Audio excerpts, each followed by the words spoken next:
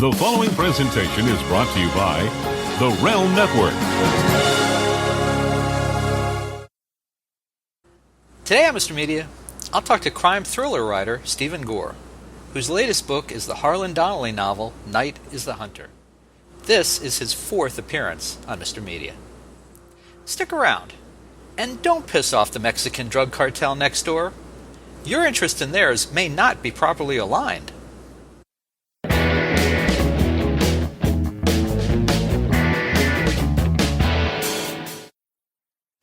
So much media, so little time.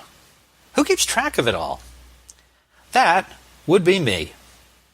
This is Bob Andelman, and this is the Mr. Media Interview, brought to you today by Amazon.com.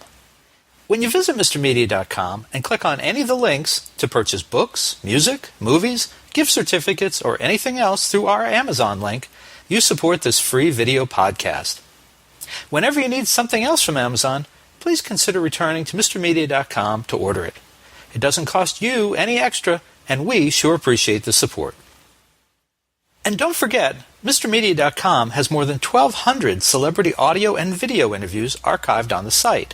That's hundreds upon hundreds of hours free entertainment.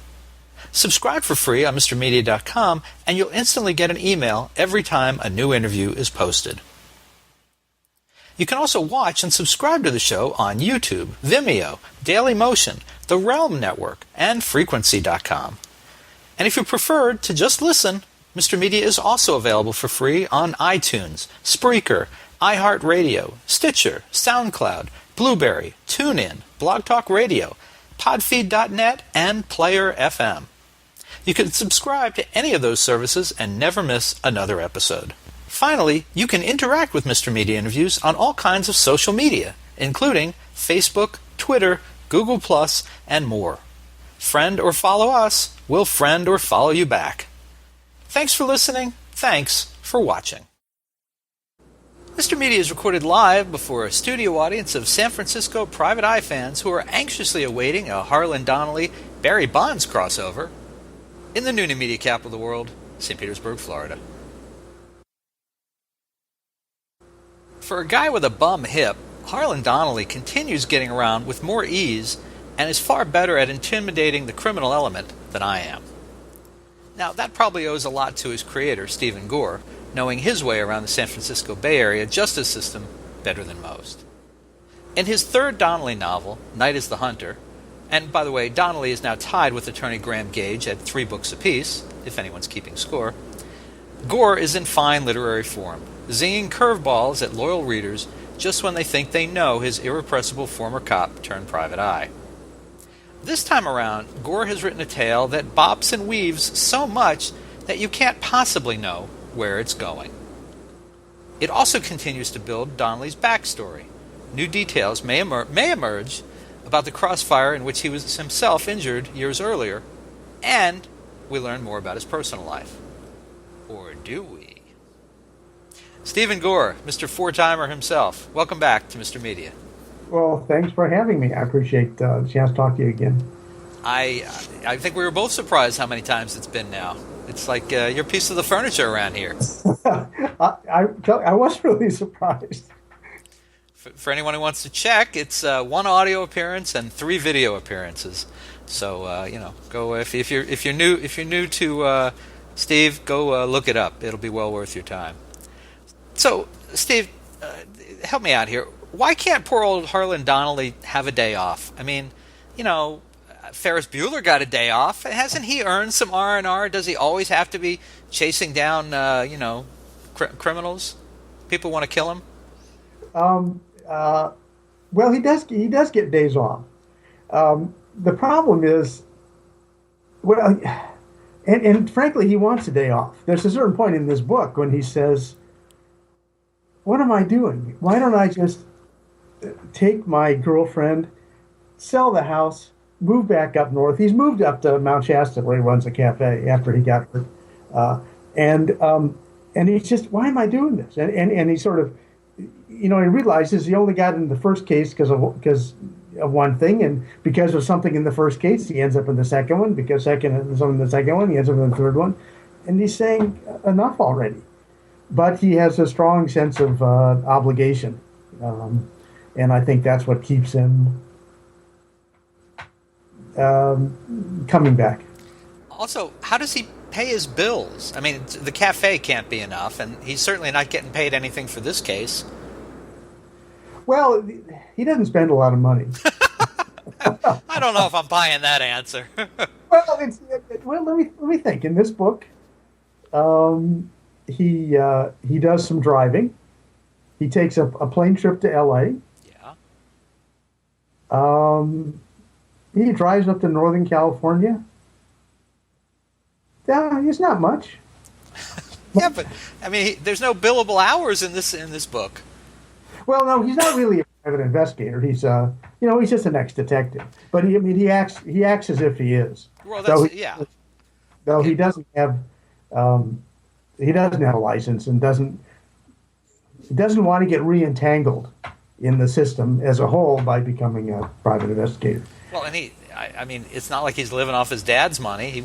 I suspect he wouldn't take money from his dad if he could, and his other income is what, his retirement pension? That can't be enough to be zipping up and down the coast of California too often. Well, pensions for law enforcement in California are surprisingly good. All right. Well, because when years ago, I was an investigator with the public defender's office out here, and our pay was tied to detectives' pay in the county, across all of us, our office, the DA inspectors, sheriff's department, whatever. And I mean, we were we were treated really well, both in terms of the health care and cars and retirement, which was, it was, let's see, what the rule was, you could retire at 50 with 2% of your salary for each year worked or something. And so if you work 30 years, I mean, the retirement was phenomenal. I mean, you got, friends that travel the world on their police retirements. So it's fine. It's that and the $12 burgers at in Mount Shasta, right? Right. He makes a damn good burger. I guess that's the... All right. So you're not offended, though, when I refer to him as a PI. I mean, I know he's not technically a PI, but he pretty much in all these novels, he functions as a PI. He functions like it, but Gage is the PI, and with the PI, you're saying, this is what I want to do. I want to do investigations. I want to get paid for it. This is how I make my living, and that's it's sort what of you did. That's what I did. But Donnally isn't that kind of a guy. I mean, he left when he's injured, 10 years before the book starts. Right. And he, tries to convince the department to keep him when, despite the injury, they say no. And he says, well, enough. And he moves north, and he opens his cafe, and he wants to live a small, private life. And but then a friend of his up there has a problem, and he ends up in the middle of it, and it's one thing after another. I'm hoping that in the fourth Donnally book, we get a little, even if it's just an aside to me, a little explanation of how he can afford to do all this work without any pay. That's all I'm asking for. Okay. I think, 3 books in, I think it's time to find out how this man paid. For all we know, because I wanted to ask you, I mean, for all we know, he's this expert on the Mexican drug trade and the cartels, because maybe that's where he's getting his income. Maybe he's picking up a little piece there. I mean, I wanted to ask you, without violating your own Fifth Amendment right, how do you know so much about how these things work? And by the way, good imagination is a perfectly acceptable answer. I wish I had that imagination, to tell you the truth. Well, first of all, early in my career, we all started out in street crimes, and which is low-level drug trafficking, and a lot of it involves some of the characters of the level in this book, sort of street sales, and then the level just above. And and then when I went private, I ended up getting hired in racketeering cases, and those drug trafficking conspiracies, and those involved the Mexican mafia and whatever else. And so those you get a very close-up look because you end up talking to all the defendants, you end up interviewing people, so you have a lot of firsthand experience with these folks. In addition to, what you get in discovery from the government. I was always hired by the defense, and so you'd have wiretaps you listen to and videotapes and whatever, and you go over this stuff with the defendants. Well, what do you mean by this? What do you mean by that? And so it's a lot of hands-on experience. So for the book, what I try to do is sort of get the inner logic of how gangs work, and I try to work in this book the history and how these gangs began. Really is in some ways defensive. A lot of them arose out of attempts to protect workers working out in the fields. 40 years ago, 50 years ago, the employers were smuggling people across the border to work in the fields. They were, and they became victims. These were, once people get over here, they have no rights, no protections, whatever. Same thing in prisons. You've got these people coming up, end up in prison, and without protection. And so you've got these gangs form and whatever. So I'm looking for the logic and what seduces people in the, well, I don't want to say seduces, why people in certain situations seek the protection of gangs. Sometimes it's for power, and sometimes it's for protection. And I try to capture with some of these characters, particularly some of these younger characters, what they were thinking, and then how they get trapped. Well, in this book particularly, it's really interesting. We do get inside the head of a number of these characters. I didn't go back and compare, but I felt like this time I had a much deeper understanding of the motivation of a lot of the characters outside of Donnally. Obviously, we know what's going on in his head, sort of, to the degree that you let us in on what's going on. And there's some certain things, of course, you don't tell us because that would give it away. But I did feel like we had a greater understanding of their motivations and what brought them into the life. I think that's true. Part of the problem with the previous book is the character whose motivations Donnally is trying to understand is already dead when the story starts. So you don't get inside of his head. You only get sort of the third person of people talking about him. And there's some good characters in those books, but I see what you mean. All right, and so let's talk about something else that distinguishes this book. I don't know if the readers are going to get this note. I don't recall, but the publisher sent a note to reviewers and people like myself from you, explaining that you wanted to do something different this time. Can you talk a little about that? Well, let's see. I don't think I started doing something different. Well, to talk about what I was trying to do and be more explicit about it, which has to do with realism. That the book is kind of challenging because I want readers to. There's some hard legal concepts in this book. Yes. And I want to use Donnally to teach, and the judge in the book, to teach the reader the concepts, because those are the concepts that the characters are going to be thinking in as the book goes on. And that's the way the real world works in crime and investigations and all that. That's the context, is the law. And so I wanted to teach people that stuff. What I really have to offer as a writer is realism. Because I've been there and I've done that stuff, and it's really a problem. it's really, realism is a problem. I mean, it really is a problem when you want to write genre fiction, because um, because readers want to see, tensions rise, but investigators want to lower tension, because nobody's going to talk to you if you come in and jam them. Nobody's going to talk if you act out anything. So there certainly is tension, but it's in your head. You certainly don't want to show it. I mean, there are circumstances where where you raise tension, but it's a calculated thing. It's not a kind of an impulsive sort of our manner of sort of approaching the world. And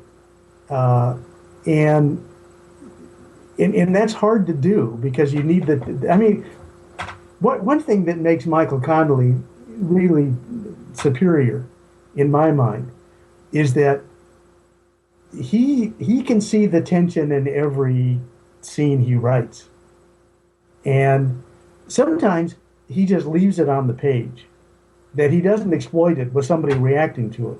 I mean, he can have a dog come into the room, and the reader's thinking, is this dog dangerous, right?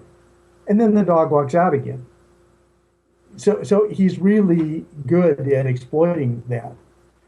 Unfortunately, but in most of investigative life, it really is the dog walking in and walking out again without doing anything. I keep hoping the dog is going to talk. The dog, right. So realism is hard. It's really hard to do, both in terms of the law and procedure and all that. And I wanted to be authentic. And the really, really hard concept of this book is called implied malice. It's a reckless disregard for human life.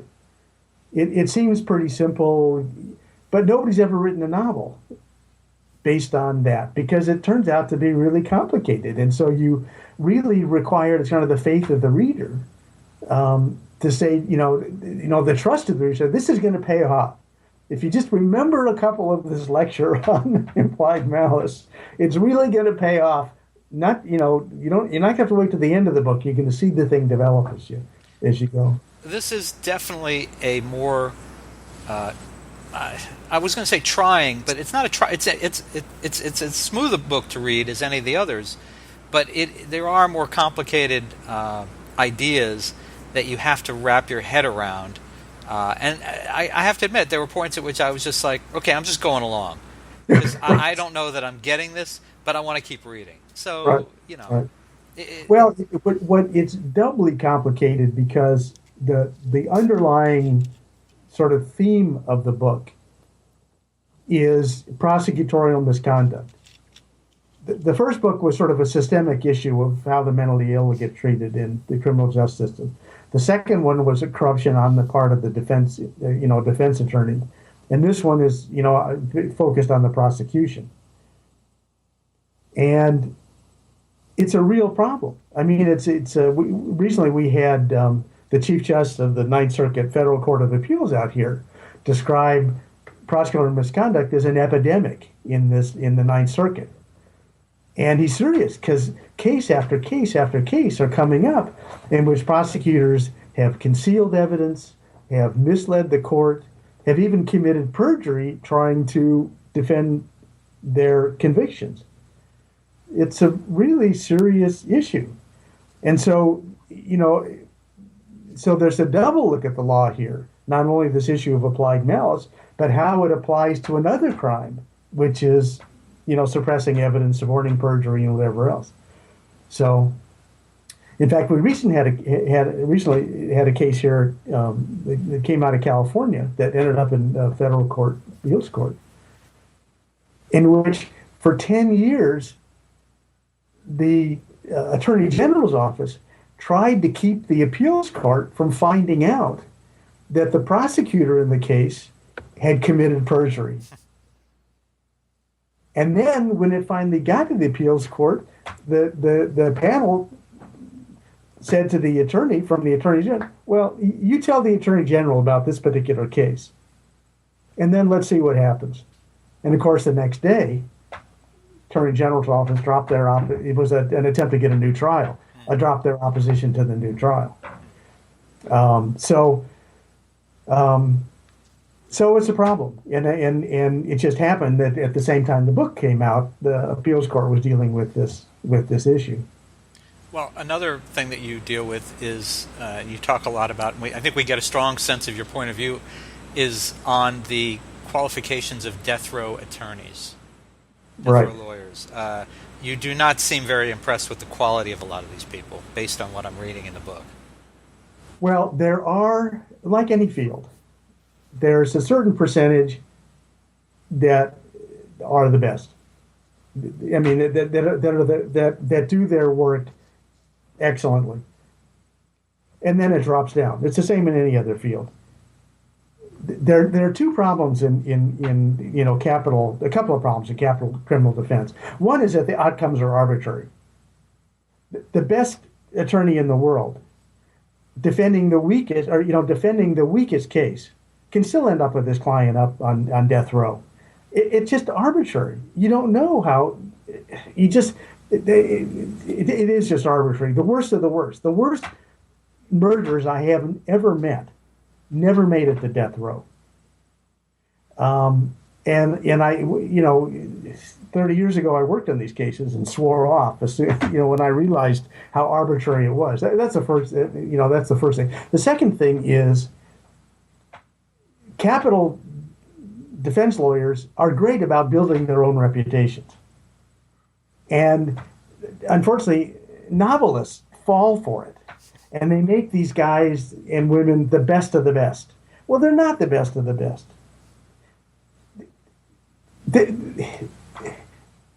Virtually all these death penalty cases are handled by lawyers who are appointed by the court.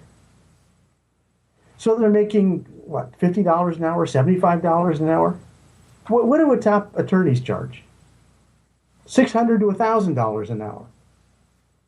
So those people are not going to do these cases unless they have some moral commitment to it.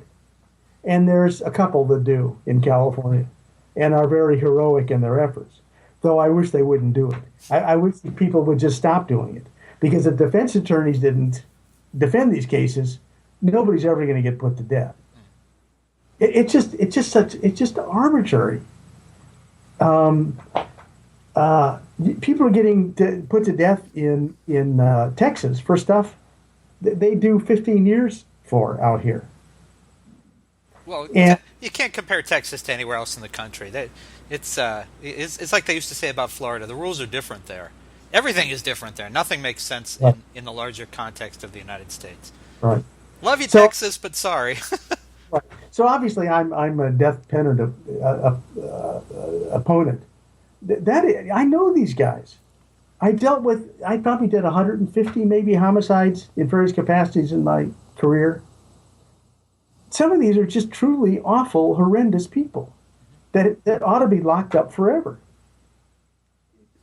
It just, it always amazes me that people who most believe in human fallibility also believe in executing people.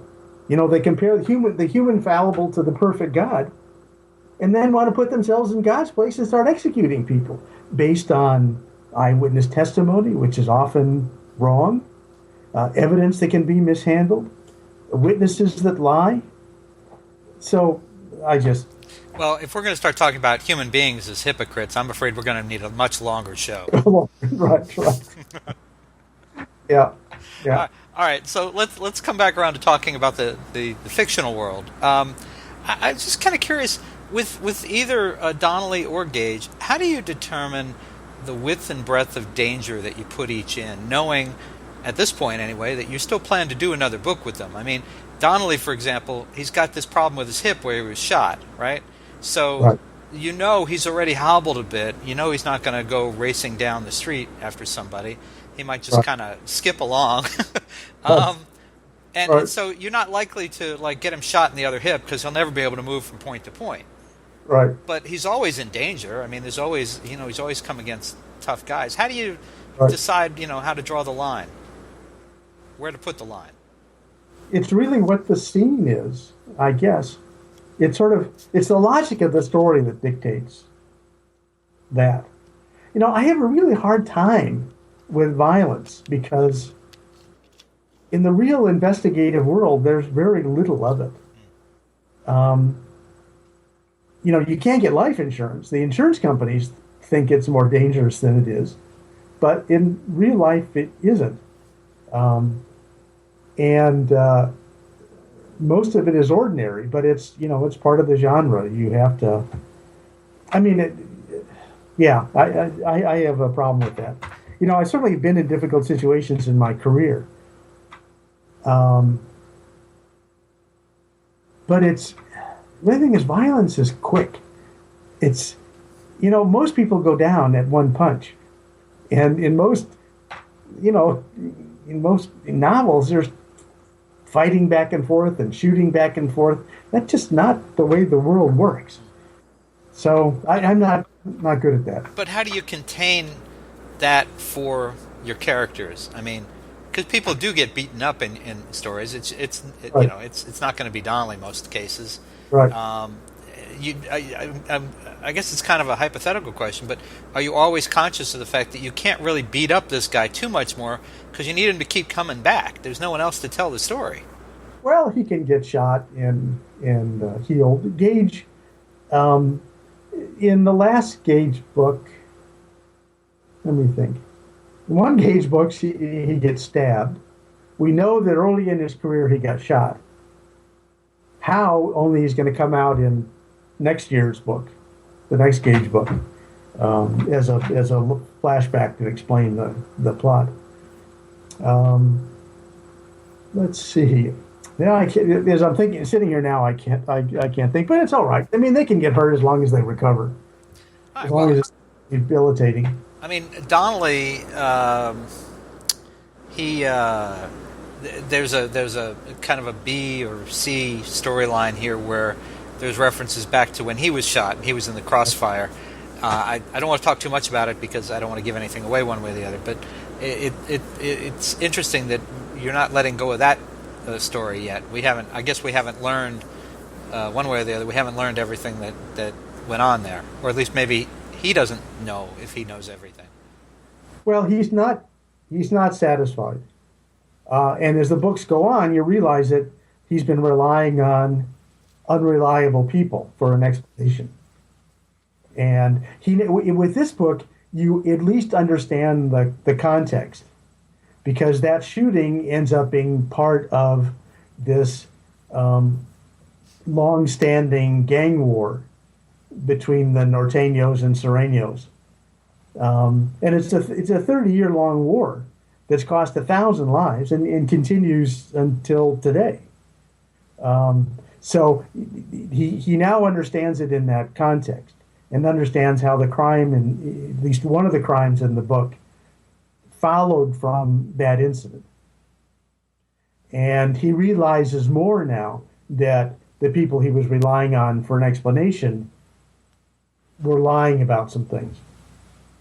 Now, there's another B story in the book, if you will, involving Donnelly's sometimes nefarious father, Right. Don. Right? He again, I always hesitate to give away too much, but there is a lot of talk about Alzheimer's. Is this something you wanted to write about for a particular reason, or it just had nothing to do with you and just something you felt fit the plot? Well, no, it's something I wanted to write about. We all, when you get to a certain age, you have family members that are in that are in that range of various forms of dementia. Not you and I. Not you and I personally, but if we live long enough. So it's been part of my experience, and also I have always been troubled by Ronald Reagan's last years, and he said things and did things that were really nonsensical.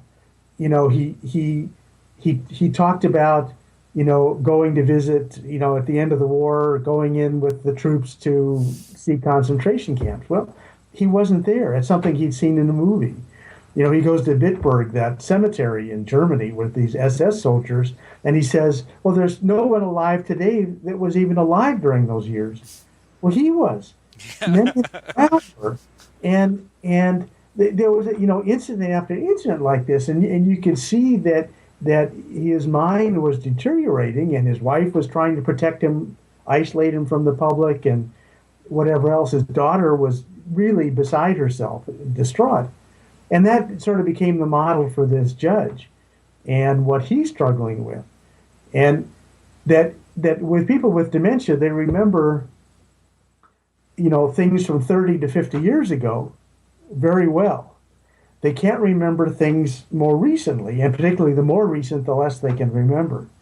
And so this poor judge is going back to something 20 years ago. And so it's something where he remembers and doesn't remember. So Donnally is both looking at things through the judge's memory, what he has, but also has to go around to find out what the facts are. So go ahead, I'm sorry. Yeah, it's all right. Well, I was going to say, did you have to do a lot of research on Alzheimer's to, work around your intended plot? Not directly for the book, but in order to understand some relatives. And one of which my wife is most directly responsible for. So we both did a lot of reading and, went to a lot of lectures and whatever else on how it works. I wanted that part of the book to be accurate also. Yeah. And I mean, so this is 6 books down now, and I know we'll talk about. There's another book that's finished, and you've got a book of short stories you're just finishing up. How has your writing changed over this period of time in terms of, are you writing faster, or is it taking you longer? Are you rewriting more or less? Are you researching more or less? What's different from when you started doing this, completely out of your element when you started, basically? Well, I think the writing is better. I think it flows better. I think the characters are deeper. I think you're right about that. I think I understand more about what I'm doing now, not in terms of writing, but in terms of the logic of the stories than I did when I started. What I mean is, I've been now retired from investigations for 5 years. And during that time, I've done a lot of reading and thinking about sort of the philosophical aspects of that world. And so I understand more now about what I was thinking then and what was important to me then. And so I think these books are just a lot deeper every which way.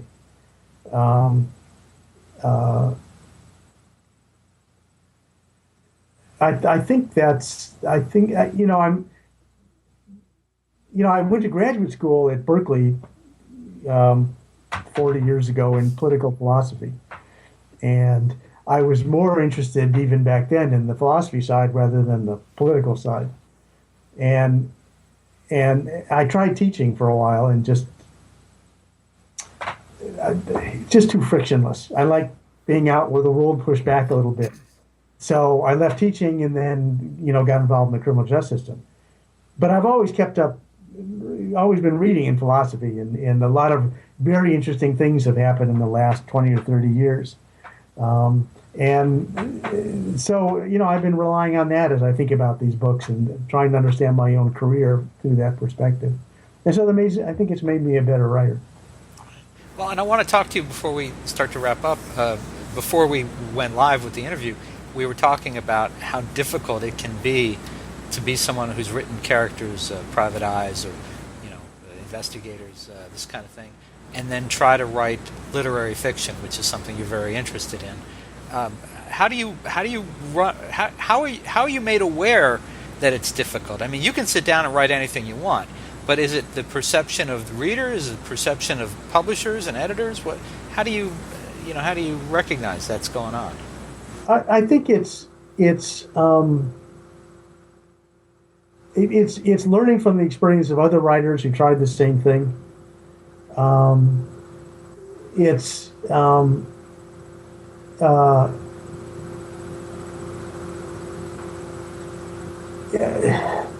yeah, let me say this: that there is something real about the problem of making a transition from sort of crime writing to literary mainstream writing, particularly when your background is in investigations. Because one thing that kind of life does, it really knocks the lyricism out of you. I mean, it's a noun and verb world. It's not adjectives and adverbs. It really is.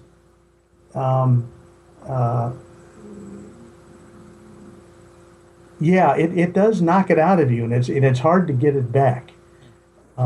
So it's a struggle to sort of soften stories enough for the literary market. I think I'll break through. I've written some stories on pretty heavy philosophical themes that have to do with, obligation and how the world, sort of fits together. And one of I recently sold to Gray's Sporting Journal, which is the literary magazine of the outdoor world. And I was really thrilled to see that at least one editor in that world saw that a crime writer could write something that would appeal to a different audience. Particularly, a pretty sophisticated audience, because it's a magazine. I think its circulation is about 30,000. 80% of the readers have bachelor's degree, 40% have advanced degrees. So it's a good test. I mean, these are going to be smart people, and I'll hear whether the story has it or not. So we'll see. I hope so. I'm trying to do something that I think is different, but we all think we're special. All right. So before we wrap up, you've got 2 books in the funnel, I guess, right? Is the next one is it a Graham Gage? The next one is a Graham Gage. In fact, I just got an email from my editor saying time to get started on the 2016 catalog. So they don't give you any rest. This book just came out a month and a half ago or so. Right. Maybe 2 months ago, and you're already on the next one. Listen, you don't want to complain about not getting rest, because the minute they give you rest, they forget about you and they move on. So. Oh no, I don't mind. Every time they say let's get ready and go, I'm thrilled. I'm thrilled that they like it. I'm thrilled that readers like it. The reviews of this book really some of them have really been moving. Where you get readers who really get it, and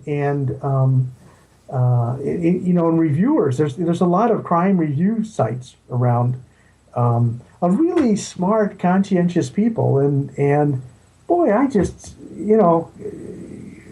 just amazing. I mean, the people get it. They lose sleep over this book. Well, I really appreciate that. I just it makes it worthwhile. That's great. So it's a kick when the editor says, well, we're ready to go again. So I appreciate it. All right. Well, folks, listen, you can find Steve Gore's latest Harlan Donnally novel, Night is the Hunter, in great bookstores everywhere, or you can order it right now at a great price at MrMedia.com. If you're watching the show, you know how this works. If you're watching the show at MrMedia.com, either to the left or to the right, under my friend Steve, you'll see the cover of the book. You can click on it right now. You can download it as an ebook immediately, or you can have the physical book sent to you. I understand that they have drones now at Amazon. They can get you the book in 30 minutes right to your doorstep. If that's not true, don't hold me to it, but it's just what I hear, folks. So anyway, you can get it at a great price at MrMedia.com. The website is StevenGore.com. Yeah. Okay. Are you Twitter, Facebook? People find you? I have a Facebook under Steven Gore. I'm not as conscientious as I should be. I'm not a media guy the way you are. I just haven't mastered all you have in this. Few have, Steve. Few have. Uh-huh. All right. But people can find you on the old internet. That's the important thing. Yeah. All right. And Steve, listen, 4 times. Next time, you're coming up to Peter Gollenbach territory. So, we'll look forward to that. I don't imagine it'll be very long before we see you back here again. Good, thanks. This is great. I always it's a kick talking to you, every time. It's our pleasure. And thanks, as always, for being on Mr. Media. You're welcome.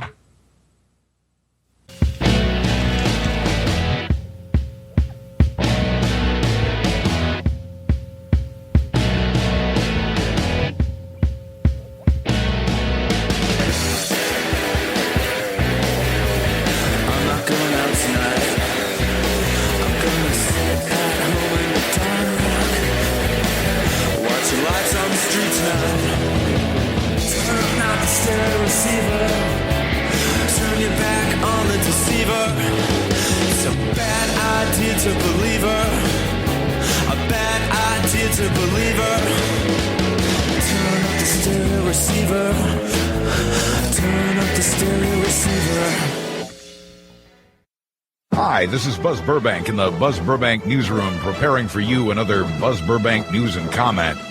Do you like good stories? Boy, I sure do.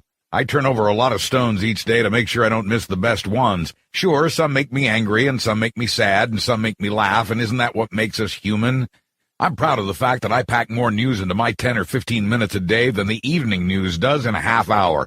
It's a free podcast at buzzburbank.com, or you can subscribe free at iTunes, SoundCloud, Stitcher, or get it on any RSS device.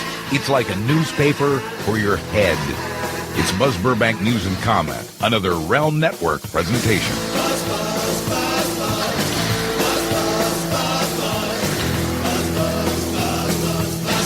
Weekday mornings right here on the Realm Network. Ladies and gentlemen, children of all ages, welcome to the George and Tony Entertainment Show. Prepare for awesome mediocrity. We're the Cousin Oliver of the Realm Network. I'm George. And I'm Tony. And we're a weekly family-friendly podcast about pop culture. From our point of view. At realmnetwork.com, the George and Tony Entertainment Show from the Realm Network. This is Snake. Do you read me, Otacon? Loud and clear, Snake. Did you listen to the latest episode of the Gaming Marathon on the Realm Network? Of course. They really know their stuff about gaming, especially that Usud guy. Yeah, but that Chirac guy is a real jerk. I don't like him. Regardless, their reviews are spot on and they tell it like it is. That's for sure. What happened, Snake? Were you spotted? Nah, it's just Lowell Melser crying about the O's again. Close call. I better continue the search for Metal Gear, but keep listening to the Gaming Marathon each week. You got it, Snake. New every Monday afternoon right here on the Realm Network. It's the Mark and Lowell Show. Hi, this is Mark. And this is Lowell. And if you're fans of Don and Mike, you may know who we are. Our number one interns. You've met them on the show. They're the guys that ate all the junk, and they were outside with each other holding hands with a sign that said that they loved each other wearing the dunce caps. What you may not know is that we started out as fans back in their WAVA days. Hi, Don and Mike. It's Mark and Lowell. Oh, yeah. Hey, these are two guys that we once actually called them our proteges, didn't we? And now we have our own show, so we want you to give it a shot. Just check us out at the Realm Network, realmnetwork.com, or you can go to markandlowell.com. Resistance is futile. It's the Mark and Lowell Show. Every Tuesday and Thursday evenings right here on the Realm Network. And catch the Poor Premium Show Friday nights.